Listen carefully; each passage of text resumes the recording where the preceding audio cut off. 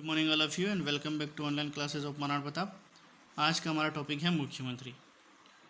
राज्य की मंत्रिपरिषद के प्रधान को मुख्यमंत्री कहा जाता है। मुख्यमंत्री राज्य की कार्यपालिका का वास्तविक प्रधान है, अतः राज्य के प्रशासनिक ढांचे में उसे लगभग वही स्थिति प्राप्त है जो केंद्र के प्रधानमंत्री की। एक नॉर्मल सी प्रोसेस है।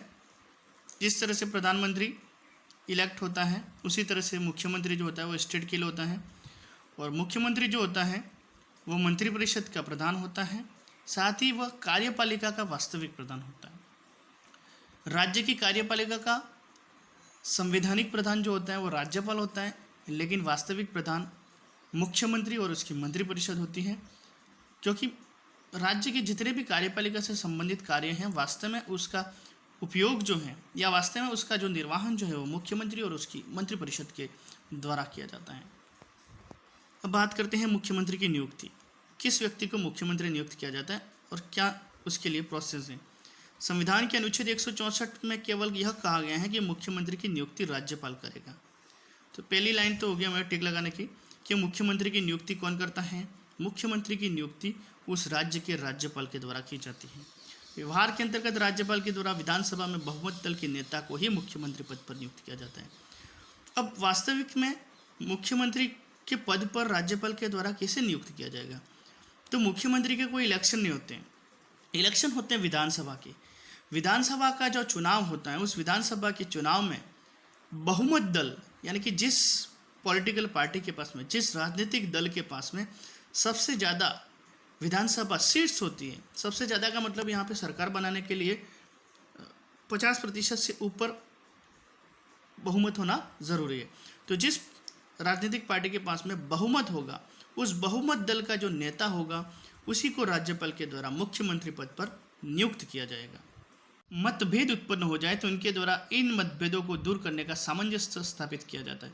मतलब ये मुख्यमंत्री की जिम्मेदारी है, ये उसका कार्य है कि शासन के जो अलग अलग विभाग हैं उन विभागों के लोगों के बीच में समन्वय बनाए रखे, और उनमें किसी तरह का कोई मतभेद हो जाता है तो उसको सुलटाने का काम जो है वो मुख्यमंत्री के द्वारा किया जाता है। मंत्रिपरिषद और राज्यपाल के बीच संबंध स्थापित करता। संविधान के अनुसार मुख्यमंत्री पर यह भार है कि वह मंत्रिपरिषद और राज्यपाल के बीच में संपर्क स्थापित करे।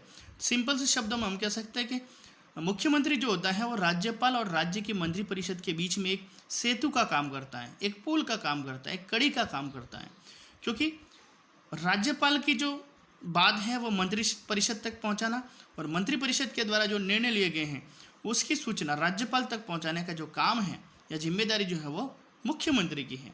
यह मंत्रिमंडल के निर्णयों की सूचना राज्यपाल को देते हैं और राज्यपाल के विचार मंत्रिमंडल तक पहुंचाता है। तो हम कह सकते हैं कि मुख्यमंत्री जो होता है वो राज्य मंत्रिपरिषद और राज्यपाल के बीच में एक कड़ी है, सेतु है। विधानसभा का नेता, एक और मुख्यमंत्री शासन का प्रधान है तो दूसरी ओर वह विधानसभा का नेता भी है।